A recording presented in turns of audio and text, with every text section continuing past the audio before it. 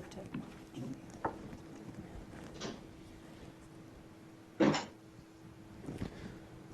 to. I now call the Committee of the Whole meeting of Monday, June 8th, 2020 to order and request everyone turn their cell phones off for the duration of the meeting.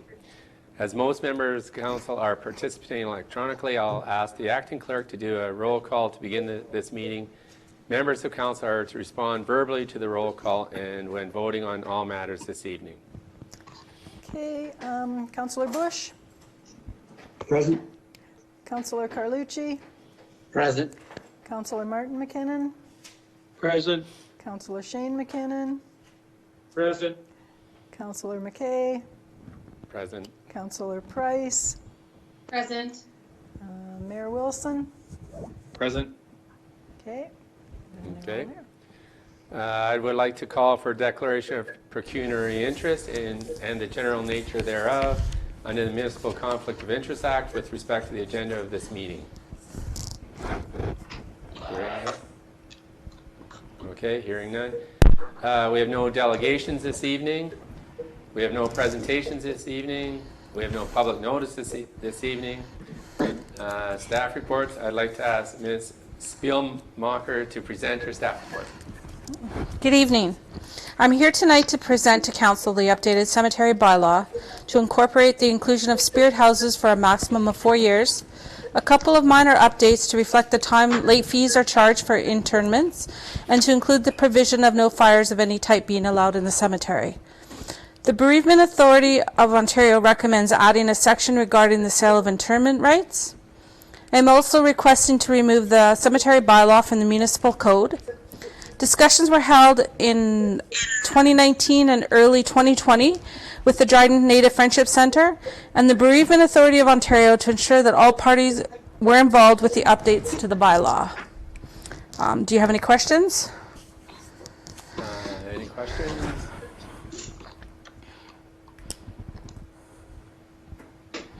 Councillor Carlucci? Just a couple of questions. Trisha, one on the no fires of any type.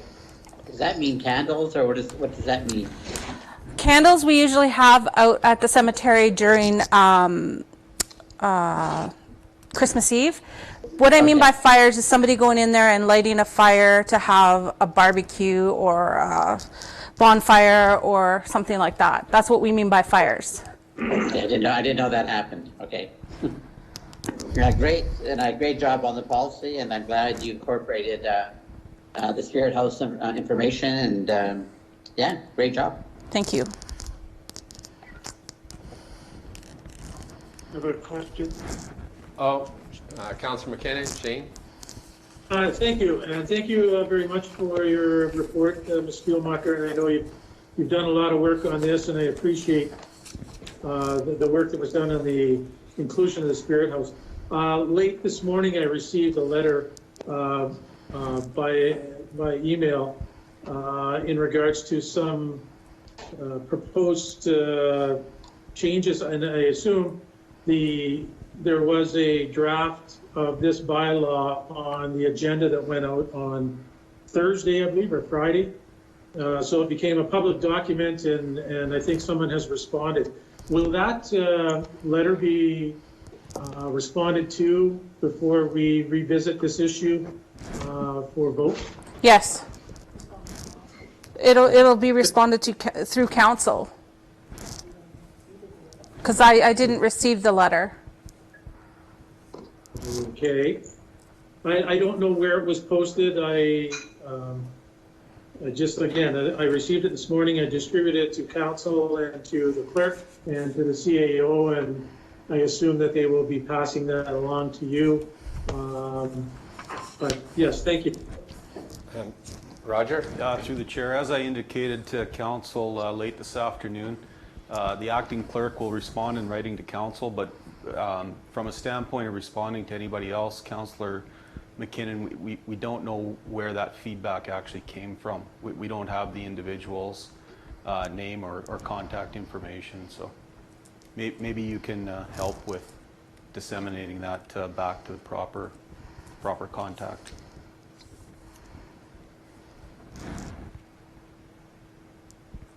You're asking me to send it back to the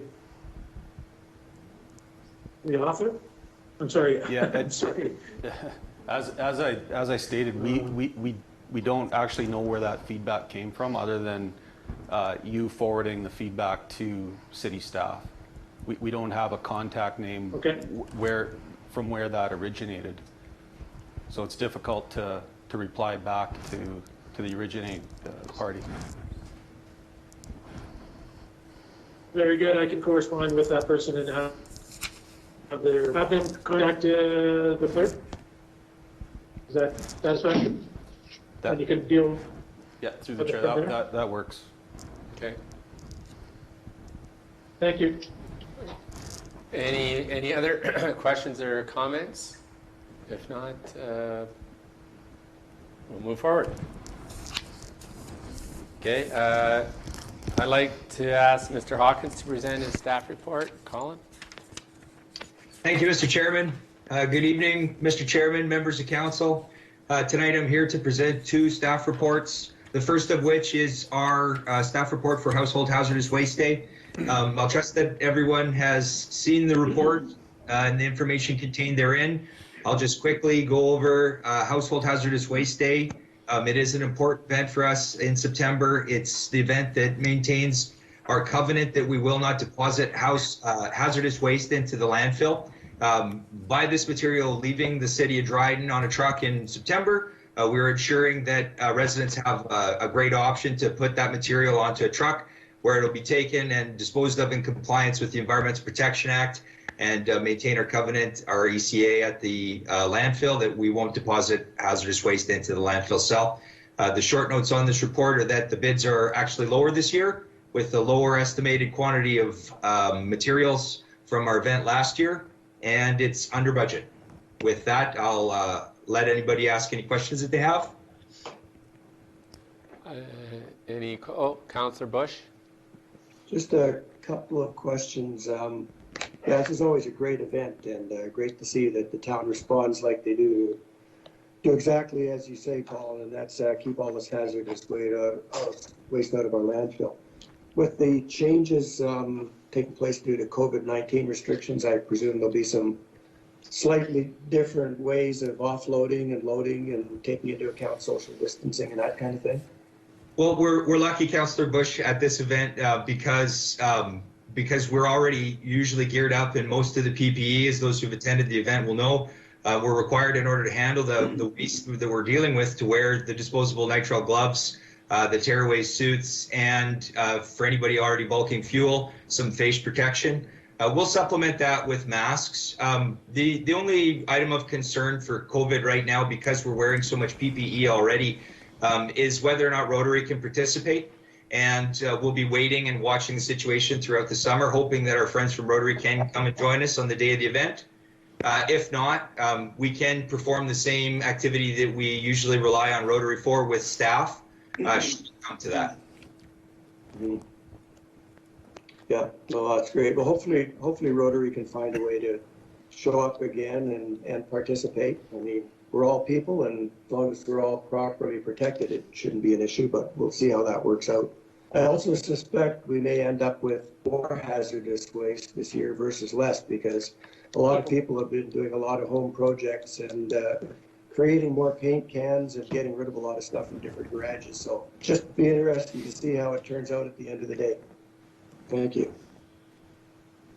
Colin, do we have anything set up for like seniors, don't have access to vehicles to, like, they probably have tons of it in their basement but don't have any way of getting it to the site?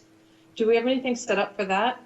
No, we don't have any specific outreach that would be like curbside pickup. But when we get these calls, Councillor Price, throughout the year, indicating that there might be some hardship in getting the materials down, we usually try to reach out to people and let them know that if they can get that material into the back of anyone's truck, a neighbor's truck, a friend or a niece or nephew's truck, that from there we will take it out of the back of the truck at Public Works when they drive through the lineup. So nobody should, if they're making a trip with 7 paint cans, worry about whether there's 7 or 57. We'll take it from the back of the truck from there. Okay, anybody else? Not seeing, okay, we'll move on. I would like to ask Ms. Coffey to present her staff report. What? Oh, sorry, Colin. You have another staff report. Yes. I apologize. Go ahead. Thank you, Mr. Chairman, members of council. The second of two reports tonight is to discuss and seek a resolution from council to extend an existing agreement to purchase installed asphalt patches from Miller Paving Northwest. Again, understanding the amount of time that we have and the amount of material on the agenda, I'll trust that everyone has read through the report and draw everyone's attention to the fact that we are seeing in this offer a price that is the same and held to the same amount for patches on all categories that we've been working with Miller on since 2017, and modest escalation within the next 2 years, well within the index pricing for asphalt as it's fluctuated over the past term. To me, this is looks like a very reasonable offer to do very challenging work in the Northwest, and my recommendation would be that we accept the offer from Miller Northwest. Okay, so any questions? Mayor Wilson? Hi, thank you. Thanks, Colin. I'm just wondering, the price of asphalt is, I don't keep up on it, but it seems to me that it rose fairly significantly last year, a few years ago. But what's the trend with that? Volatile. It's volatile throughout the province, and it's even more volatile in the Northwest. You can see in the report, we call out some of the volatility, seeing the price move up to 26% within a season or 2 seasons. At this point, there's certainly, with any fixed price agreement over an extended period of time, the risk that the prices may go down, but there's equal or greater risk that prices might go up within a 3-year term. My experience would lead me to recommend that this is a pretty good deal for the city of Dryden for patching. Yeah, I agree. Thank you. Okay. Anybody else? So, no, seeing none? Cool. Okay.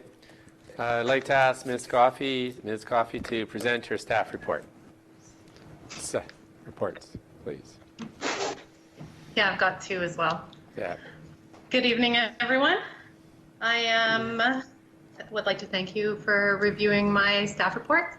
And I'll start with the first one. So I trust that you've all had a chance to look over the package as well.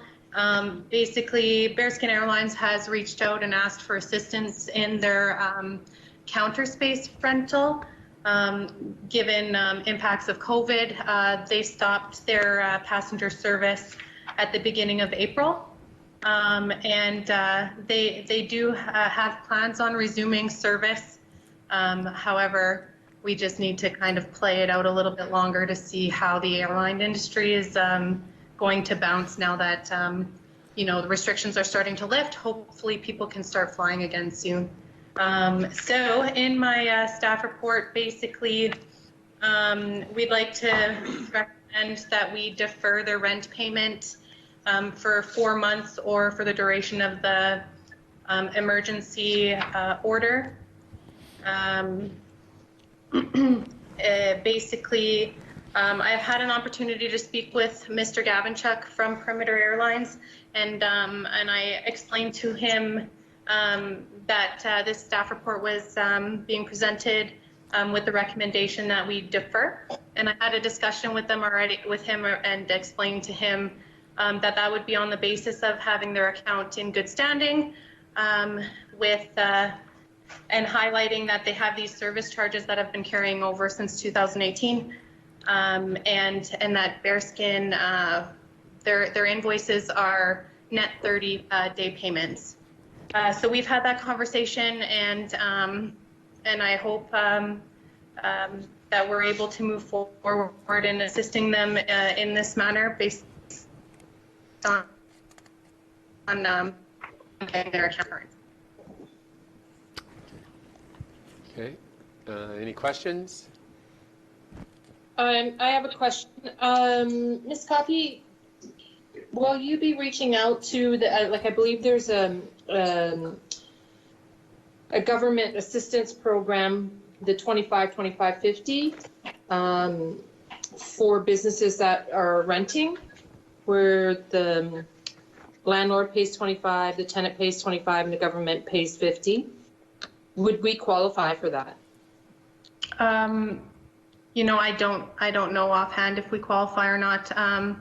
I do have a list of, how do I call it? I have a list of assistance programs that I can forward to our tenants and see if any of them are of interest. Through other airports that we manage with Loomis Group, I haven't heard of any other airports going ahead with any of these assistance programs to date. But I can reach out and see if they know anything about that one as well. Yeah, I actually looked at the forms myself. They're fairly simple. There's one for the landlord, which would be the city, and then there's one for the tenant. And it's just a matter of signatures and then emailing it back in. I want to say it's through CMHC, but I'm not 100% sure. But it is business-based, not tenant or residential-based. So very, very simple to fill out. So that might be something that we could look at. Roger? Through the chair, we'll re-verify, but I do not believe we qualify for that assistance program. Okay. Okay. Anybody else? Oh, Councillor Bush? Yeah, through the chair, just a couple of questions, I guess. If I read this correctly, Bearskin is currently in arrears about just over $20,000. Yeah. After 2018. Those are mostly service charges that have not been paid when previous invoices were paid, and those are what are collecting and growing. For their invoices, they're paid up until the 16th invoices that were sent out in March at the statement. As for the service charges, I'm not 100% sure on it's the finance department that sends out the statements for collections. I do know that I've chatted with, or I've had discussions with Mr. Gavinchuk as a couple weeks ago, 2 weeks ago, and I highlighted and discussed with him these service charges need to get paid up. Okay, so if I understand it right, through the chair, so if I understand it right, then we would only approve the deferral once these bills are paid. Yes. Okay. Be interesting to know why they were so far in arrears with these things. Okay. Anybody else? Mayor Wilson? Thank you. Yes, Tiffany, I was thinking it's actually a good strategy to just, tell them that if they want to receive the 4 months rent, then they've got to be paid up. And my concern with the airlines, the airline industry at any time, especially these smaller regional ones, is that they have an ability to pay. And so do you feel that that they will be able to clear up their account to receive this? If you were to play a hunch, what would you say? I think from the discussions that I had with Mr. Gavinchuk, it was on the 28th. I followed up with an email as well and provided him with all that information. And he said that he would get working on it to have that cleared up. Okay, well, like the other counselors, I'm curious to see how this one works out. Thank you. Yeah, I'd just like to add a little bit. Could you ask him for an explanation or a reason or rationale as to why they've been in arrears? Are they have an issue with these service charges or the bills, or is it something that this is an ongoing thing, or are they in disagreement with the bills? There's a reason. There should be a reason why they're in arrears. I believe they've been paying their invoices on 60-day terms. By the looks of it, their payments aren't including the service charges that are put as per the policy for the city. So when they're paying their payments, at least in my experience at a previous airport, they pay their invoices. And it looks like here that the service charges have been left growing over the years. So when it's all interest, accrued interest. Okay. Up until, on the statement here, the earliest or the latest invoice that's issued and unpaid is one that was sent out 16th of March of this year. Okay. All right. Thank you. If there's, so now I will move on. I'd like to ask, I thought we just did. Oh, go ahead. Second one. Geez, I got all tied up with my question. Sorry, Stephanie. Go ahead. Are there more questions, or I can move on with the second one? Sorry. Go move on to the second one. Okay. So we basically have extended Mr. Fred Van Vo's land lease for another 5 years with no significant change to his land lease except for the removal of references to building or premise on there because he owns his hangar that's on our land that he leases. Okay, any questions? Okay. So basically, I guess that further that a bylaw be presented to City Council to authorize the execution of another 5-year term. Okay, Councillor Bush. Yes, through the chair. Just one question. Is this $1.90 a square meter basically a competitive rate, or how does that stack up with what you're used to? I do think it's a competitive rate. When I did a review of rates earlier on when I first got in at the airport here, we are comparable to other airports in the area for our rates and fees. Okay, good. Thank you. Okay. Any other questions? Okay, thank you. I guess we'll move to the next items. So I'd like to ask Steve to present his staff report. Belanger, Mr. Belanger. Yeah, thank you. Through the chair, good evening, Mayor and Council. Before you today, you have it's basically a simple information report regarding Canada Day 2020. As most are aware, or I'm sure you're aware, City of Dryden takes the lead on annually on the Canada Day festivities. Canada Day is going to look a whole lot different in light of COVID this year, and we've had to obviously make some changes as a result. We are certainly not the only municipality doing so. I guess the biggest, the two biggest items will be there will be no congregation over at Cooper Park this year, and the fireworks are temporarily being delayed. Annually, we apply to Celebrate Canada for funding. Again, this year, we were successful to the tune of just over $8,000 or $8,200, and that contributes towards fireworks in some of those events.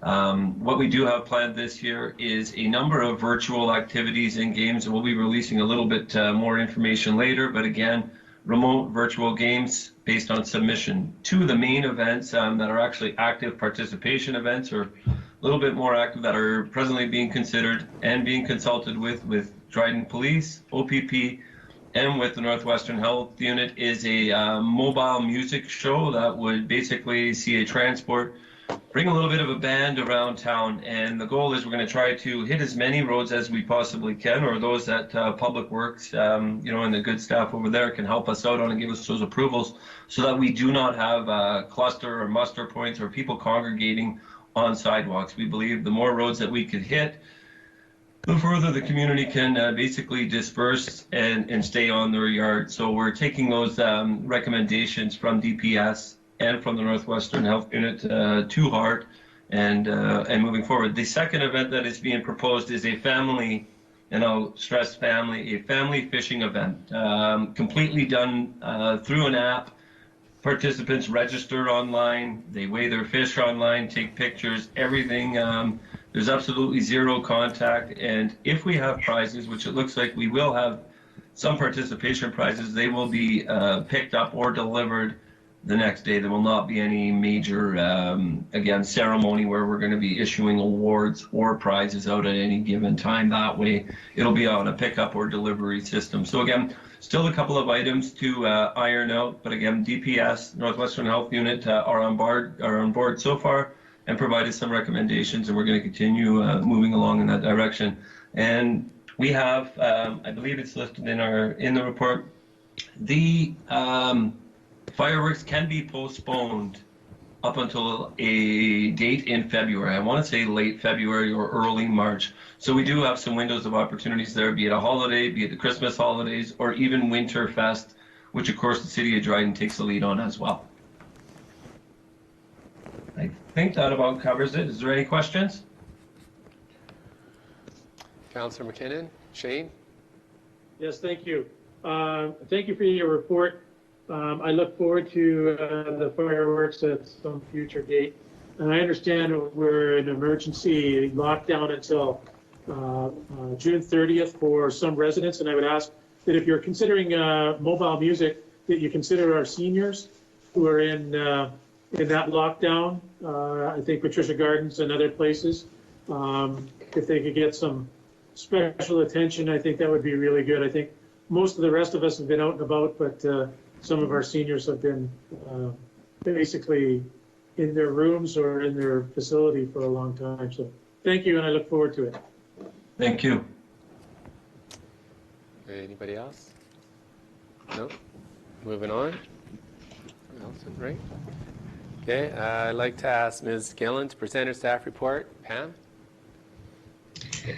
Excuse me, good evening. And I apologize in advance if I disappear on you. Power has gone out on me once already. But this evening, I'll be quick on this. I'm here to ask council to pass a bylaw to deem the following lots, which are 60 and 62 Thunder Drive, not to be on a plan of subdivision. Essentially, a deeming bylaw will combine these two lots together. So Lee and Patricia Smith, who are the owners of 62 Thunder Drive, have submitted a request to deem their lots, 60 and 62 Thunder Drive, not to be whole lots in the plan of subdivision. So just a short history. So 60 Thunder Drive, which was their neighboring property, was damaged by fire. The owners at the time made the decision to demolish the home instead of repair due to some extensive damage. Shortly thereafter, I believe in April of this year, Mr. and Mrs. Smith made the decision to purchase that property on the idea that they would be liking to expand their property and build a garage since their current property does not have a lot of room that way. So this deeming bylaw is to request that those lots be deemed together as one property, and I ask that we bring that forward to regular council. If you have any questions, I'm here to answer. Okay. Councillor Bush? Yes, just one question through the chair, and I apologize in advance if it seems a little bit insulting, but just with respect to the garage, I'm hoping and presuming that it will receive the appropriate offset from the front of the property line so we don't end up with a garage bolted down to a driveway similar to another circumstance in town that clearly was against our previous bylaws. So just to clarify, you're looking for its position closer to the road as an example than the dwelling? Yeah, and presuming it will be set back appropriately so that it doesn't create an eyesore and go against our bylaws. For sure. Our official plan specifically speaks to that you are supposed to be in consideration of any new construction relative to your neighboring lots and the position of those existing buildings, garages being inclusive. So that certainly has been a part of the conversation with the owners, as well as the consideration for planning purposes going forward, yes. Okay, so I'm very glad to hear that that's already been discussed, because once these things aren't done properly, then they hang around for a long, long time. Thank you. For sure. Yeah. Any other questions? Okay. Thanks, Pam. Now I'd like to ask Ms. Pecos to present her staff report. Good evening, Mayor and Council. Before you, you have a staff report from the Human Resources Department for some policy and procedure updates. We're looking at some changes to the benefit, changes for non-union employees, some changes to the sick leave policy, and removal of the family compassionate leave policy. The purpose of these policies is to provide comprehensive human resources policies, procedures, and guidelines that comply with all provincial and federal legislation, as well as Employment Standard Act, Human Rights Code, and other applicable legislation. Is there any questions? Councillor Bush? Yes, thank you. Through the chair, I just have one question. I think I understand it, but I don't want to make any assumptions. With respect to retirement and the payout of sick days. So now you're going to cap it so we don't have this big backlog that's been building up. But if somebody has, say, 260 hours of sick pay when they retire due to them, and if you assume, say, nominal $30 an hour or $25 an hour rate, how much money would they only get? 1.5% of that gross amount as a payout, or how does that work? Just a sec. Yes, it's only 1.5% of the total bank days. So if they have 150 days to 175, they get paid at 1.5% of the applicable rate, which is standard with the union contract. Okay, so that'd be roughly like about 2 days worth of pay? Yeah, it's not a lot. It's a very small sum of money. Yeah, like a couple $100 or something. Mm-hmm. Okay. Right, that was my only question. Thank you. Okay, Councillor McKinnon, Shane? It used to be 50% back in the day. I have three questions, actually. First of all, the benefits, the sick leave benefits, they're capped at the sick leave at 260, and it could go up to 3% vested at retirement, I think on the over 260 hours? Yes. Okay. Just so I understand that right, it could be 1.5 and it's incrementally up to. Yeah, there's a formula. Okay. The compassionate leave, you're removing the compassionate leave and you're replacing it, is it replaced with anything? I've looked at Ontario legislation and I couldn't see what replaces compassionate leave. And I'm thinking, especially in these days of COVID-19, if you had a family member perhaps that was down and out or self-isolating, this would be very important right now. So is something replacing that? No, nothing's replacing the family compassionate leave. This is underutilized. It's not something that any of the employees take advantage of. So we're doing some housekeeping and removing it. So are you just, is it an assumption then if someone needed the time off because of the situation I just described, then they would just take sick leave? Is that what you would think? So the family compassionate leaves is if there's an immediate family member who is injured or ill, so then they would be provided 2 days, and then employees can utilize their vacation time if that was the case. Or okay. And I guess my last question, and it goes back to the benefit changes for non-union employees, and it's I believe 2.1. And it says, where collective agreements reflect changes to benefits, increases in the areas of benefits, vacation entitlement, sick leave entitlement, etc., it will be left to the discretion of the CALO to adopt the additional benefits to all permanent non-union employees. So it's at the discretion of the CAO? yes.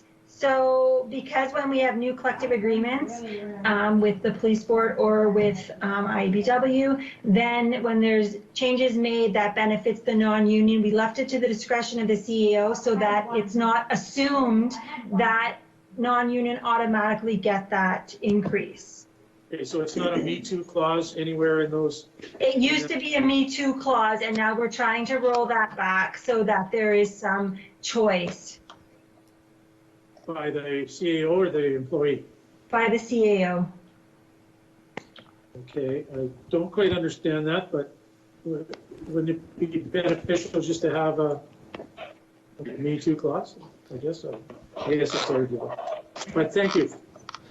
Roger? Through the chair, just to, I guess, clarify a little bit some of Councillor McKinnon's questions, or at least the last one in regards to the Me Too clause. The way that policy was written, it includes both the Police Association contract and the IBEW contract. And we've seen in the past where without any kind of discretion on adoption of any of those benefits that are included in either of those contracts, it can get relatively expensive for the city. So there needs to be a checkpoint, some discretion left in that policy. So that's the intent of the change. Okay. Any other questions? Councillor Bush. Yeah, I would just suggest that it makes sense to me to have that discretion because the nature of the contract negotiations is a give and take, excuse me, between the union and management. And usually to get something else is compromised, whether it's pension, vacation in favor of wages or whatever the case may be. So if you just have a Me Too for all the add-ons and you don't have any other takeaways or compromising things to offset costs from one area to the other, then staff benefits can get very expensive if they're unbounded and not offset by other areas. So I think leaving it in the discretion of the CAO allows city staff to really look at the total package, both for hourly and staff, and to make those appropriate comparisons and to make sure that we can maintain the appropriate compression levels so we don't get staff and hourly too close together, but don't get it so out of whack by just adding on to staff without looking at the overall. So to me, it makes sense to do that. And again, it's just a good way to manage that overall. So. Thank you. Okay, Councillor McKinnon, Shane. Shane. Thank you, and I have full particular error. Sorry, I almost shut off there for a second. But just having that discretion, it's got to put a burden on our CAO because every circumstance is different. And if you had some fixed rule, then you wouldn't need to worry about it really, and you wouldn't have to worry about the perception of fairness by one person who applies for sick leave and doesn't get it, and the other one does get it, whatever the rules are. I just think that that's a really thorny issue, and that's why the Me Too clauses are in there. And I understand that bargaining units give and take, but I think it would be very hard to administer. But we'll see. Thank you. Okay. All right. Thank you. I think we can move on. Okay. Yeah, I'd like to ask Ms. Godden to present her staff report.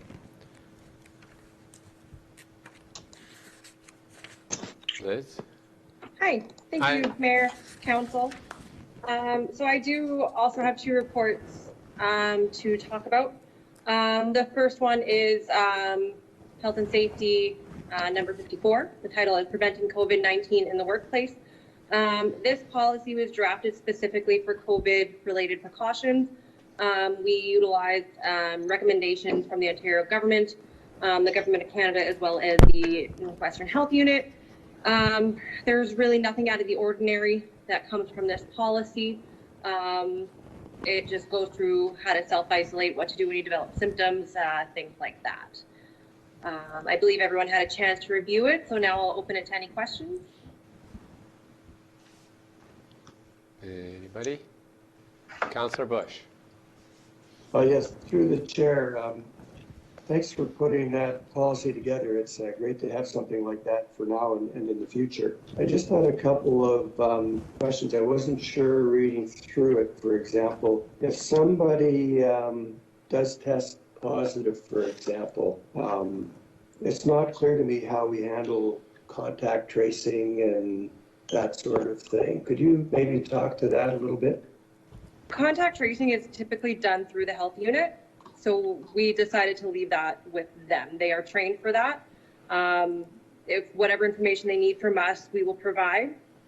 But that is something that the health unit takes care of. Yeah, but I guess in the meantime, my concern would be we've got an employee at work and working with people that are around them at work, city employees, and perhaps others, depending on what the nature of their job is. And so, do we just wait for the health unit to tell us what to do, or is there some role that the city could or should play in terms of trying to establish that contact tracing and help provide that information to the health unit on a timely basis, given that we probably have more information than they do, for example? Just not sure about the timeliness and how that would work so that we can best protect all of our employees in the event that we do have somebody that does test positive. I'd absolutely be able to help the health unit with every regards. I could follow up with them to see if that's something they would like us to have in place prior to. Roger? Through the chair, just to add a little bit to that. So immediate contact tracing within the workplace would be handled by the supervisor and the HR manager and our health and safety coordinator. I think where Ms. Godden's coming from is that the health unit would be part of that right away, because of course there's additional contact tracing that needs to be done external to the workplace as well. But we would take steps, ourselves from a employer standpoint to do our best to isolate those employees that we know that had contact with the individual. But the health unit would be a significant piece to that as well. Mm-hmm. Okay, is that so? The questions again through the chair, is that something that we could maybe talk a little bit about just in the policy to make that clear? Roger? Through the chair, we can review that section. I think we do talk about maintaining knowledge of contacts and that type of situation, but we can build on that somewhat. We emphasize a lot in the policy that if employees are working within 2 meters of each other, that they do need to utilize the PPE provided, whether they want to bring masks from home or utilize hand sanitizer. We do try to work in, changing the workspace, whether it's not moving their desks to ensure that 2 meter space.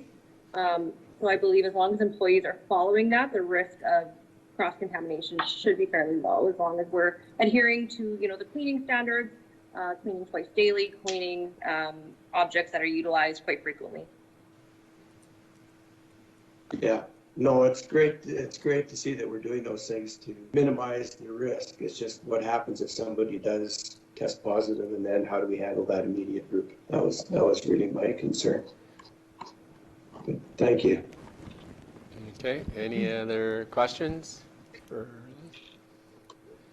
No? Okay, thank. Oh, another, okay. Do you have another report? I do. It's very similar, but this one's a more general policy. And something that we could look at in the future if COVID becomes something that's not as prevalent anymore, is to put the COVID policy as an appendix to this next policy, which is the infection and disease control policy. And it generalizes what to do, in flu season for COVID. It doesn't have anything specific to a specific disease, but it's just a policy that we were lacking in, and thought this would be a great time to implement it. If anyone had any questions regarding this policy.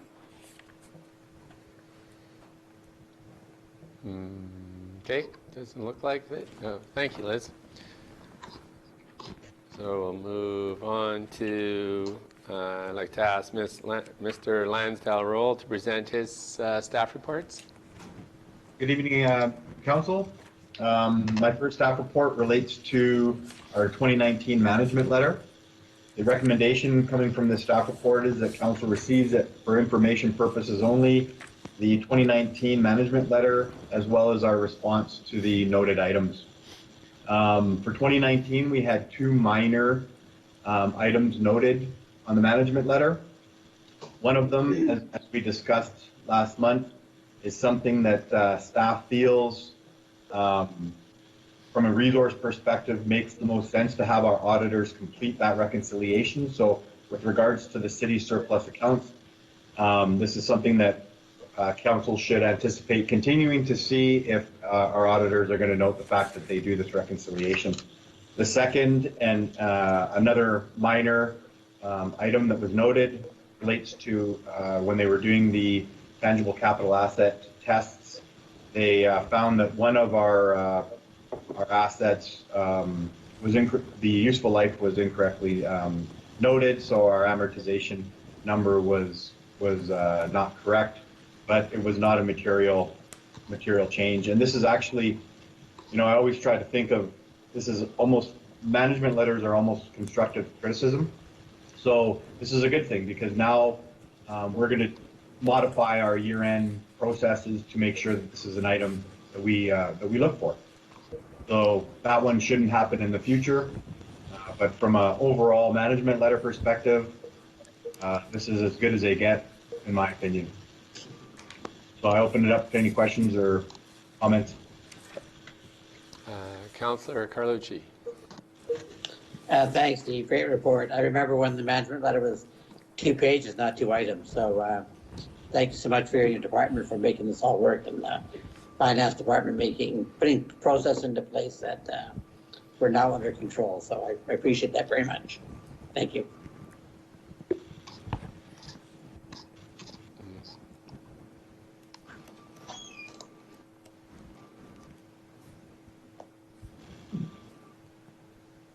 Okay, there's no one else. I guess, go ahead, Steve.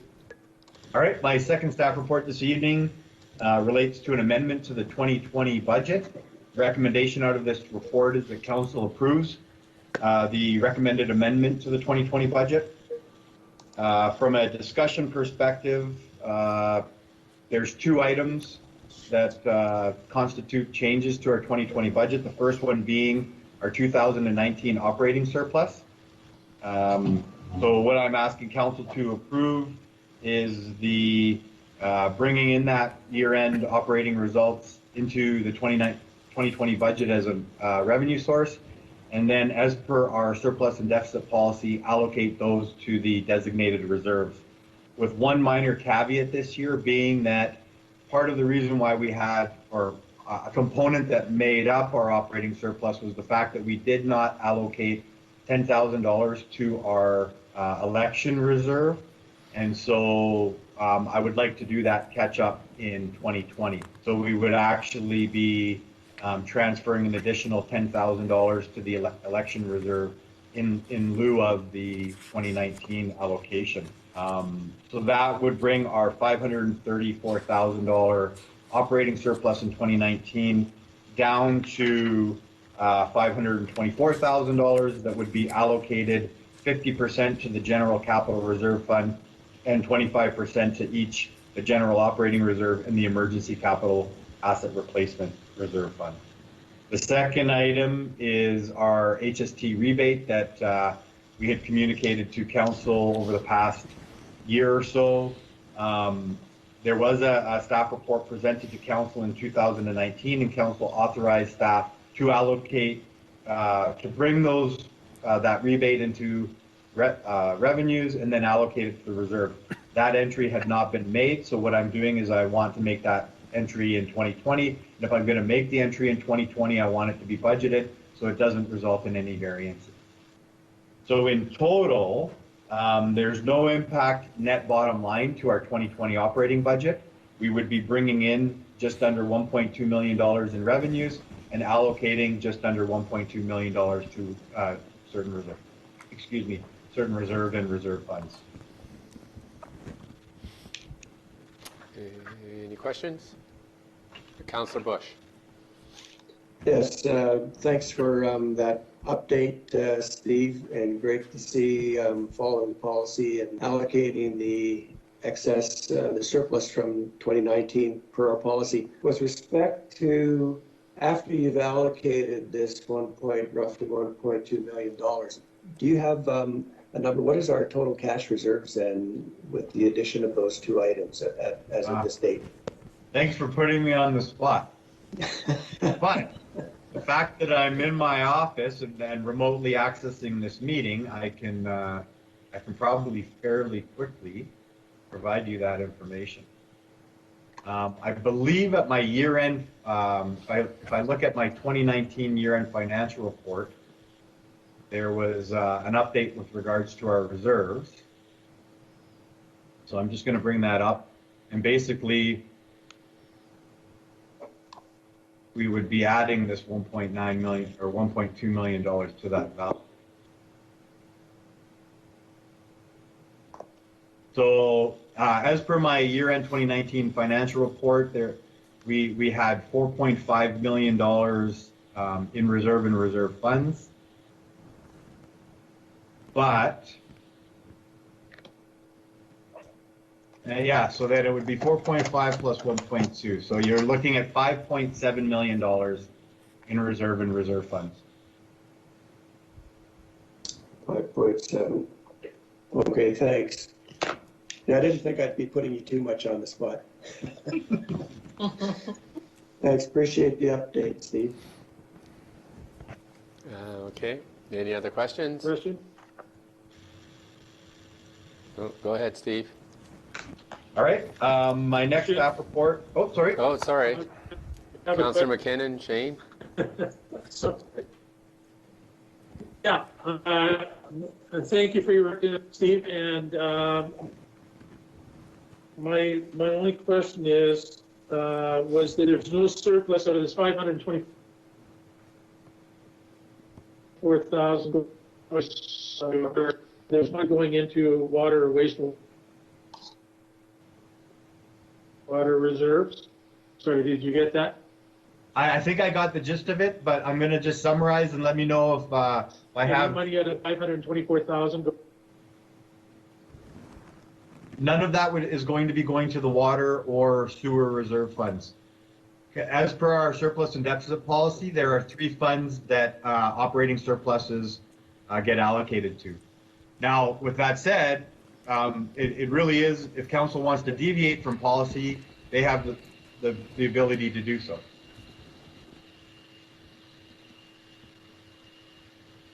Was it ever contemplated based upon your Not contemplated by staff because report of the necessity to ensure those reserves? it was not contemplated by staff because staff just wants to follow our approved operating policy. Very good, thank you. Okay. Councillor Bush. Yes, through the chair. Basically, what we've talked about at Finance Committee, Councillor McKinnon, is to get through 2020 and get that major debt repaid, have a look at what our reserves are going to be as we get into the 2021 budgeting year. And once we've got those debt repayments down by a net approximately $2.3 million, reassess where we are with all of our reserves and look at what allocations need to be once we've got that major debt behind us. So we see that question being dealt with at Finance Committee and being brought to council and trying to answer the questions that you've been raising, et cetera, sometime down the road to make sure we've got the right allocations going forward. Okay. Thank you. You're really breaking up, Shane. Your internet connection's not great. You're freezing. Anyways, any other questions? Seeing none, Steve? All right, my next staff report relates to 2020 tax ratios and tax levies. The recommendation coming out of the staff report is the council receives as information the 2020 tax levy details, outlining tax revenue generated by property class, which ties to our 2020 budgeted municipal levy of 14.45 million, and the council approved the tax bylaws for 2020 that correspond to the 2020 tax levy details provided. Without going into a lot of detail in my staff report, I do want to highlight two items. The first being the new multi-residential class. The new multi-residential class is a mandatory class, and this was passed by regulation in 2017, and it applies to all new multi-residential properties in the province if the building was converted or built pursuant to a building permit issued after April 20th, 2017. So on our 2020 tax roll, we currently do not have a property that falls within the class, but there will be one added. There was an occupancy permit, or the building permit was issued in previous years.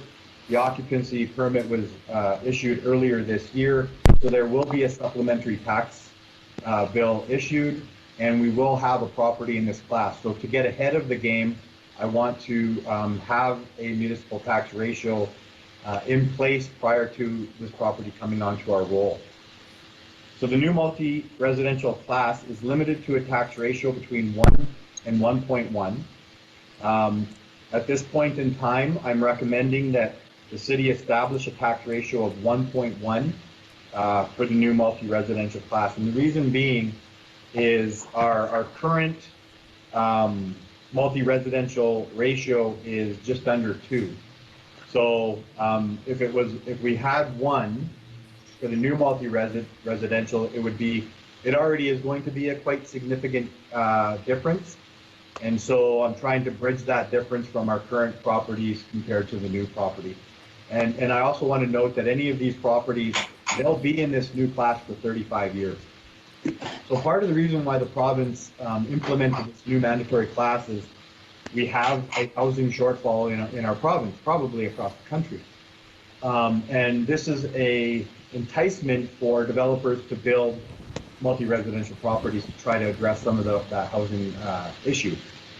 In other parts of the province, there's development fees and other items, access to available service land that are hindrance to development in those communities. We don't necessarily have that. So I don't think that we would want to further entice by having a low ratio for this class. Like I said, it's already going to be 1.1 compared to 1.9 something. So I think that the 1.1 ratio makes sense for our community. The other item that I want to highlight is related to some changes to our tax ratios. So overall, I would say that we're not changing our tax ratios from last year into this year. However, there are 3 changes, one being the new class, and the other is related to our industrial and our large industrial classes. So our tax system is fairly complex, and I don't want to confuse anybody, but basically, because we had a levy increase last year, and because our industrial class is beyond the provincial threshold for an overall ratio, we're only able to apply 50% of the increase to those classes. And what ends up happening is the other classes share a greater burden of that levy increase, but it also impacts what our next year's ratio is going to be. And so the ratio for the industrial and large industrial are the predetermined based on the decision the council had made last year. So there's no levy increase in 2020, and we are, from a revenue perspective, we are getting our 14.45 million, and these ratios are last year's ratios with a slight change in the industrial one. I hope that explains it, but if there are questions, I'm open to answer those at this time. Anybody? Any questions? Councillor Bush. Through the chair, Steve, one question with respect to the new multi-res, is that the Timberlands building? Is that 310 Van Horn? Yes. Yes. That is the one that will be added to our roll at some point this year. COVID has probably put MPAC a little bit behind of where they would probably prefer to be. But I did receive an email today that they are now beginning to once again start inspecting properties and looking at getting these new properties onto municipal tax rolls. Okay. So where did these adjustments end up showing up in terms of increases in other areas, or did they? I'm not really understanding the question. So if the large industrial was only able to be raised 50%, does that mean that the balance showed up as an increased rate in residential, or? All other classes. All other classes. Yeah.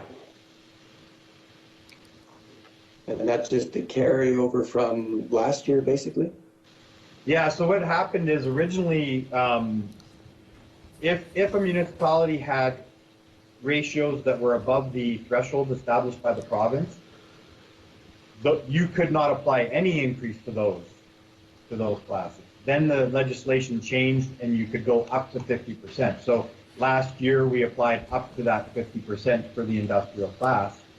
And then that impacted the rate for all other classes to give us the dollar values. I think it was $260,000 levy increase in 2019.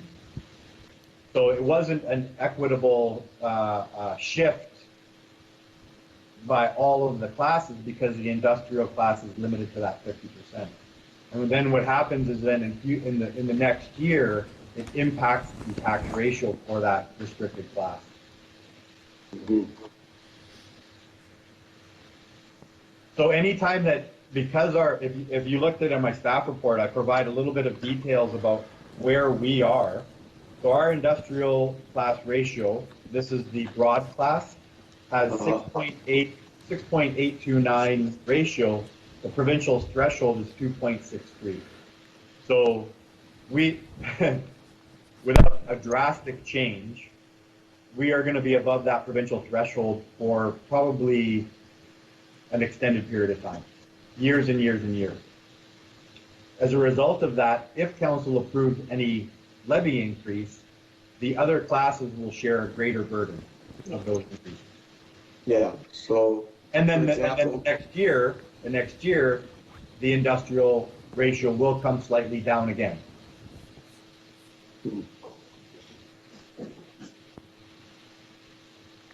So through the chair, so if we approve, for example, a 2.5% increase based on not levy increase, but just allowing assessments to create and generate more revenue for the city, and that average was 2.5, a homeowner might see 3% or 3.2% because the large industrial wouldn't necessarily pick up their portion. Yeah, and I think that's the challenge of looking at it from a percent perspective. What we would be talking about is a dollar perspective. The city needs to generate $250,000 more of tax revenue.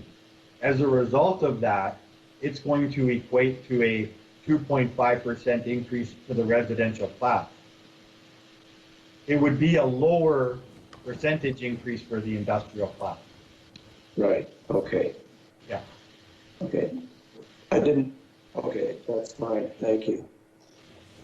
Okay. Any other questions? Seeing none. Okay, Steve. And I don't know if I mentioned this, but but the other recommendation is that council approve the tax bylaws. I think I said it, but I'm not sure. I just wanted to note that again. Okay. So then my next staff report relates to tax policy bylaws.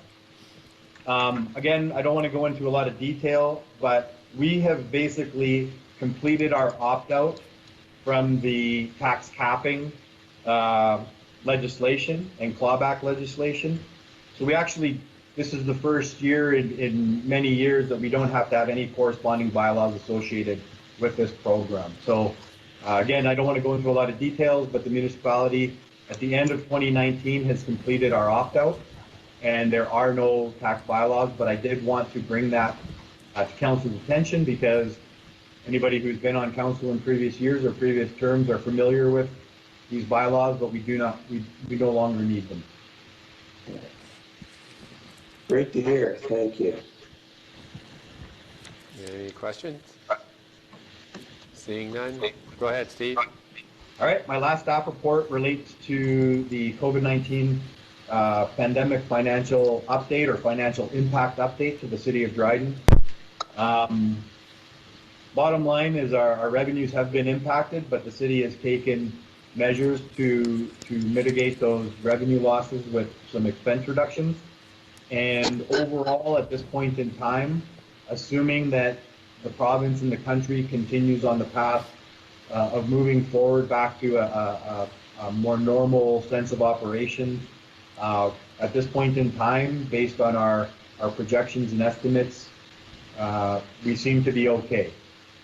So overall, we're estimating around $260,000 of lost revenue, but we have estimated cost savings of around $300,000. So at this point in time, assuming that, like I said, the big unknown is that something changes, we have a second wave, we have further shutdowns, we're not able to open our rec facilities. The airport still has reduced activity.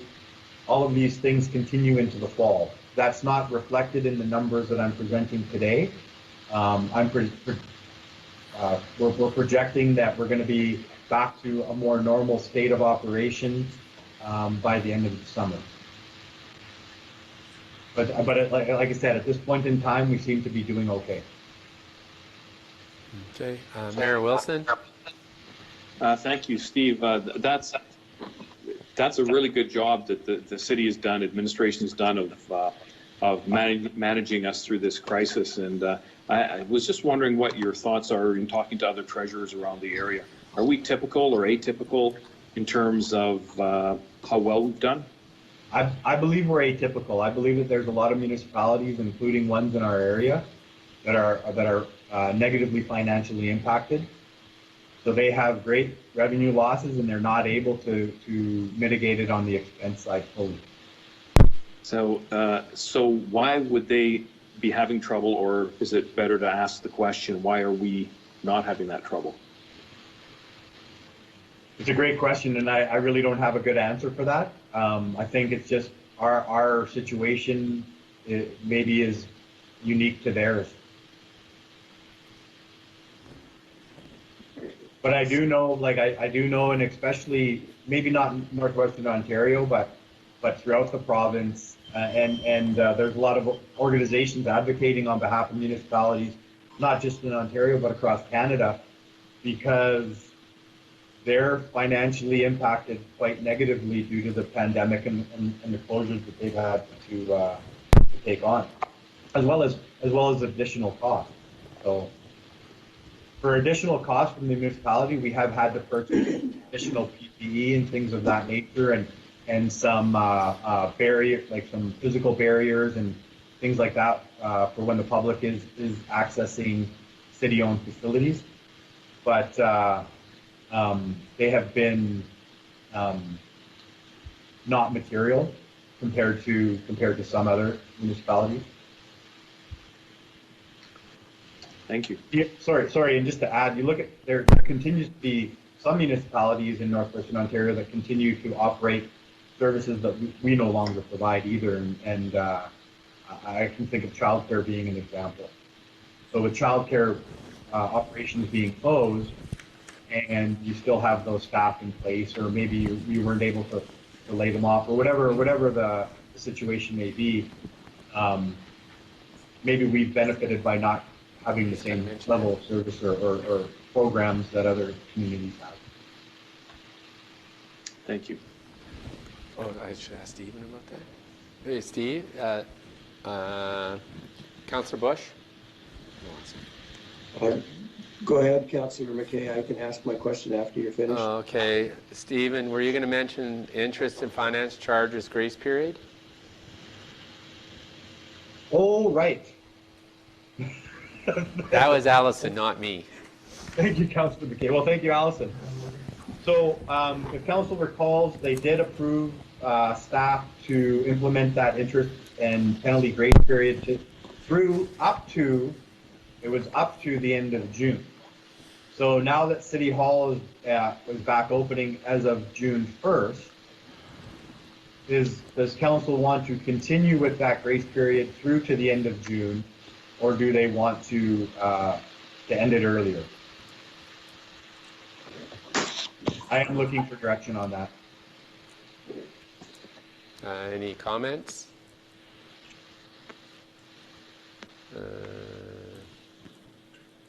Not seeing any. You had a question, Councillor Bush? Yeah, maybe I'll just, in my mind, if we've already announced something, in my mind, it would be good just to stick with it and to see where the chips fall, but that's just one opinion. Well, in the financial projections that I'm presenting this evening, it does include that relief through to the end of June. Mm-hmm. I guess my other comment is, and I would just echo what the mayor said as well, great job by city staff and yourself in terms of managing ourselves through this. And we obviously want to continue to be a viable, sustainable community, and as well as we're positioned right now relative to other communities, et cetera. There's still a fair bit of uncertainty going forward in terms of second waves and what we may or may not be dealing with in the future. So we certainly can't rest on our laurels, but it's good to know that we're not in bad shape as we go into the balance of the year, and we do have a little bit of cash in our reserves as well. So it's good to be in that position. I just thank everybody for the work that's got us to that point. Okay. So I guess we're just saying leave it as end of June. Oh, go ahead, Roger. Through the chair, maybe what I could recommend is that we just revisit this quickly at the regular council meeting at the end of the month. For now, we'll assume that we're carrying it forward till the end of June 30th. And then if council wants to make any final amendments to that, we can do it during the regular council meeting this month, Okay. if that's acceptable. Yeah. How's that sound, Stephen? That works for me. Appreciate it. Okay. That's any more questions for Stephen? I think that was your last staff report, eh? That was. Thank you. Not see any more questions. So, Roger? Through the chair, yeah. Just bringing a fairly quick and brief staff report forward to bring the Dryden Municipal Nonprofit Housing Corporation transfer agreement of their assets and liabilities to the Kenora District Services Board. So if council recalls, in March, council passed a resolution to direct staff to develop the transfer agreement with the KDSB to facilitate the transfer and of all the nonprofit housing corporation assets and liabilities. So the transfer agreement is attached for council's review.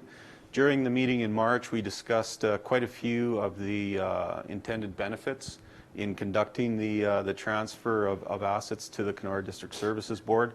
I've embedded those benefits in my staff report again tonight, so they're there for council's review. As well, the property listing of the Dryden Municipal Nonprofit Housing Corporation assets are listed in my staff report as well for council's review. So the recommendation tonight is that the Dryden Municipal Nonprofit Housing Corporation Board direct the mayor and clerk to execute the transfer agreement or the agreement of purchase and sale, so the transfer of assets to the Kenora District Services Board can be completed as of June 30th, 2020. The transfer agreement has been vetted through our legal counsel. So if there's any questions, I'd be happy to answer them. Any questions, concerns, anything? Seeing none? Going once, going twice? Thanks, Roger. Now I'll ask Ms. Eiler to present her staff report. Okay. My report this evening is about a policy which is seen on the city website regarding the city's logo. This policy was adopted in 2005, and since we have recently adopted a new logo, should be removed from the website as it's no longer valid. The recommendation would be that at the June 22nd council meeting, council approved deleting this policy from the policy and procedure manual, and therefore from the city website. Are there any questions about this? Okay. Any questions? Oh, Councillor Bush? Yeah, just through the chair, just so I understand it. So this is kind of out with the old and in with the new? Pretty much, yes. We have a new, the old is still sitting on the website and it needs to be removed. Yeah, okay, thank you. Anybody else? No, not seeing any questions. So moving on, we have no notice of motion this evening. Then we'll move on to comments or announcements. Mr. Mayor, do you have anything to say? Sure, thank you. So there's 4 things. One is I've had a few calls about Erin Park reopening and why isn't it open? And just wanted to say to the public again, just for those who don't know, we recognize that there is lots of frustration on the part of Thunder Lake residents and visitors regarding the inability to access the park and in particular the boat launch. And just want you to know that the Ministry of Environment is in charge of the park, including opening and access dates. It's not the city. And we've been in touch with Minister Rickford. I've been in touch with him on a number of occasions, and it really seems he's hitting the same wall that we're hitting. And regarding the Domtar shutdown, I had a phone call this morning from Bonnie Skeen, Regional Public Affairs Manager for Domtar, and she reported that the maintenance shutdown went really well and all contractors have gone home, and they are now in the process of restarting the mill, and they've been receiving letters from the companies that have been involved, the contractors, expressing their appreciation for all the best practices that were put in place to protect both the team members and the public. And Bonnie also, she commented on how Dryden caterers, the hotel, and other community suppliers really did their part under less than normal conditions to provide goods and services in a safe and efficient manner. And tree planting at Trout and Wabigoon Forest Management areas will start mid-June. She advised me, and it lasts for about 6 weeks, and all the out-of-province planters, I think there's about 60 in each camp, so 120. They'll be spending at least 2 weeks in isolation, and they won't be allowed to be in town as part of their COVID precautionary plan. So just wanted to thank Domtar for safely executing that plan, and thanks all the participants in Dryden for making sure that it went well. And another topic, I'm not sure I really want to wade into this, but in Dryden, some folks, they really love seeing the deer in town and don't truly believe that we have a problem, while others are frustrated at the destructive effects on their property and increased exposure to Lyme disease from ticks and potential threats to traffic and people out walking around town. And since, I don't know when it was, maybe 2010 or so, that we had petitions and letters from citizens and phone calls directed at City Hall and Council, and they both praised and criticized us over the last number of years, last few years, since the public report from the city suggested that we do really nothing more to change the current situation in terms of numbers. I'm still getting complaints from citizens unhappy with our lack of action, certainly down from before, and we aren't really sure how many deer inhabit our town or what other options there are out there short of culling. And so the questions in my mind are, one, have Drydenites, have they adjusted to the number of deer in town, or do they want us to look at finding a humane approach to reducing the presence that doesn't involve culling? So I'm just saying I'd appreciate hearing from council, and I'd appreciate hearing from the public so I know what you're thinking. And Last year, I read with interest at this news story about a sterilization program being tested in Oak Bay, BC. And it's a town of about 18,000 with approximately 100 deer. And the Urban Wildlife Stewardship Society, in collaboration with Oak Bay and the province, applied. Is everybody else getting that buzz? The emergency alert. Anyway, so the Urban Wildlife Stewardship Society, in collaboration with Oak Bay and the province, applied immunocontraceptive treatment to Oak Bay deer last fall, and it was aimed at managing the urban deer population. So success of the experiment should be known this summer. So I'd like to throw it out to council, as I said, just to see what you think over the next number of weeks, and just try and figure out, should we consider keeping tabs on Oak Bay with an eye to considering the feasibility of Dryden administering a similar kind of program. I contacted the mayor this morning or last week, and we've been playing telephone tag, so I hope to have some kind of comment from him for council. But I'm just wanting you to think about it. And in the meantime, if you want to check out their city website, there's all sorts of information available, including costs and steps undertaken to get them where they are today. You can just Google them at oakbay.ca. It's on their website, one of the tabs. The last thing is just a note to councillor that this part of the meeting is always an excellent time to give updates on events related to the boards that you may sit on. Thank you. Okay, Councillor Price. Michelle, do you have anything to say? Yes. So I just have to pull it up here now because this alert is coming up on my phone. I had a call, or actually an email from Manatech Lodge, and they are doing a rally at Fort Vermilion on Saturday, June the 13th from 10 a.m. to 1 p.m. And basically it's to help support the local tourism community while they rally to be heard. They need help and acknowledgement from the government to accurately measure the value of losses incurred and a meaningful relief program that provides compensation for said losses and needed. So that one is coming up on June the 13th, and I told them that I would mention it at council. Also been really busy with PACE. We are been given the lead in helping disperse funds for businesses in need because of the COVID crisis. And so far, I believe we've approved five applications out of 8, and 2 are pending. Just need more information, and we'll probably be doing that again on this Thursday. So if there's any businesses out there that feel they are in need of help, please reach out to PACE. There's 2 different programs that are available, and get an application in, and hopefully they can help out in whatever way possible. I think that's all basically I've been doing, is just PACE meetings right now. I'm just trying to keep busy with getting funding for those folks. So thank you. Okay. Councillor McKinnon, Shane? Thank you. I assume I'm on. Oh, good. As we start to open up parks and businesses and small gatherings, please be cautious and safe, and we want to get back to our new normal. I assume we are live streaming. I guess I defer to the clerk on that.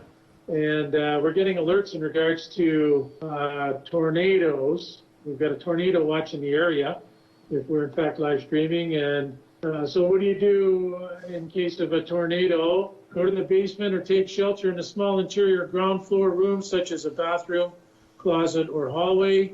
If you have no basement, protect yourself by taking shelter under a heavy table or desk. In any cases, stay away from windows, outside walls, and doors. Be safe, everyone. Okay, thank you. Martin?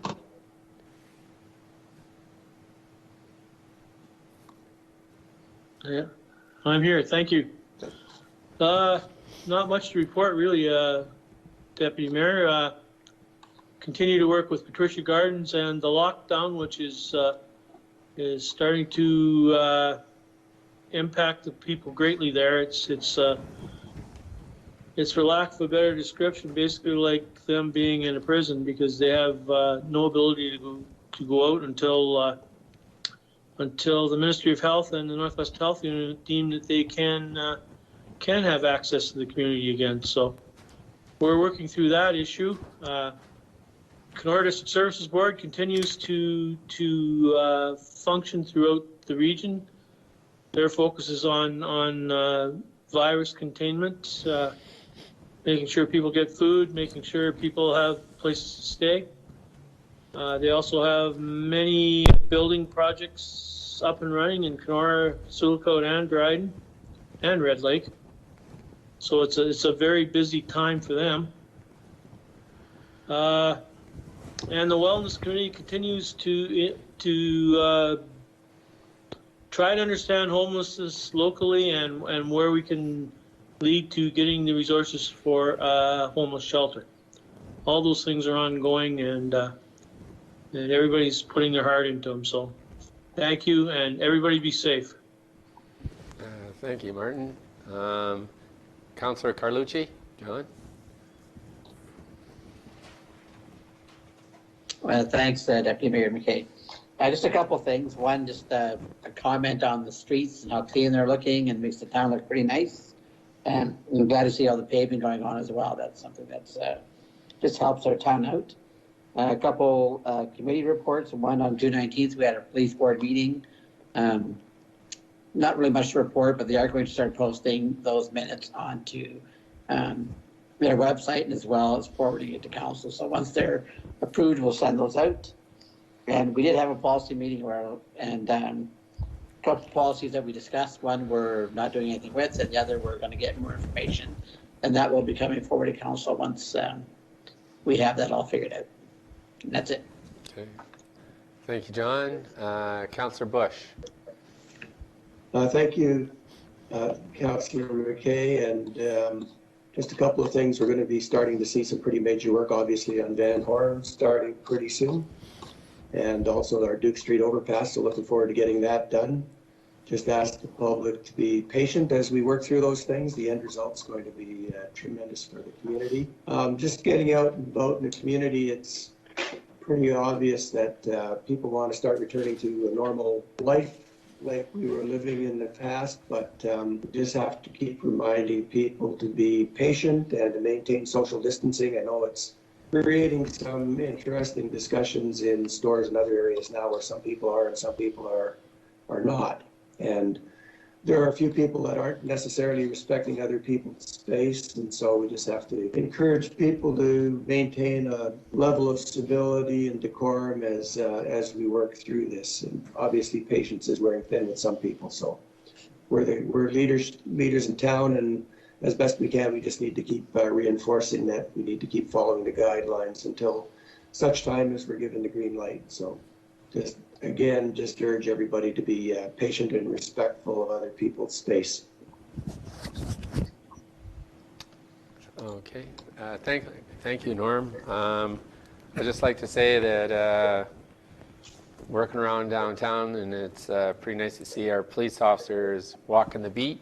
Seen a few times there and talking to people. It's pretty nice, and it's pretty nice. We need to get some rain. We very much need it, and the bush is pretty dry out at camp, so I'm happy to see that. And I guess that's it. We're going to ask for a motion to adjourn. Yes, can I get councillors to move and second the motion to adjourn, please? Councillor Marty McKinnon's hand is waving. And I can Councillor second. Bush. Oh, sorry, Councillor Price. Councillor Bush will beat you to it. Moved by Councillor Martin McKinnon, seconded by Councillor Bush, that this meeting do hereby adjourn. Show of hands. Voice, please. Aye. Aye. Oh, yeah. Aye. Twice. There you are. So it's carried. This meeting stands adjourned.